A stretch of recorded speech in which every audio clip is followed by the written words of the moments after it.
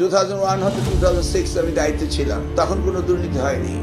আমরা আবার এসেছি, অতএব তারা কি করেছে তার জবাব দিতে আমার দেওয়ার নয়, কিন্তু আমরা করিনি তার প্রমাণ রয়েছে এবং আমরা এসেছি, হবে না এটাই আপনি ধরে নিতে পারেন, অ্যান্ড দ্যাটস ফাইনাল।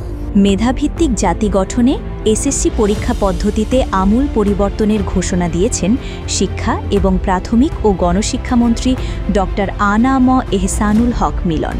মঙ্গলবার সচিবালয়ে সকল শিক্ষা বোর্ডের চেয়ারম্যানদের সাথে এক গুরুত্বপূর্ণ সভায় তিনি সাফ জানিয়ে দিয়েছেন, আসন্ন পরীক্ষায় অটো পাসের আর কোনো সুযোগ নেই। নকল প্রতিরোধে তিনি এতটাই কঠোর যে পরীক্ষা কেন্দ্রের টয়লেটে নকল পাওয়া গেলেও কেন্দ্র কর্তৃপক্ষকে জবাবদিহি করতে হবে।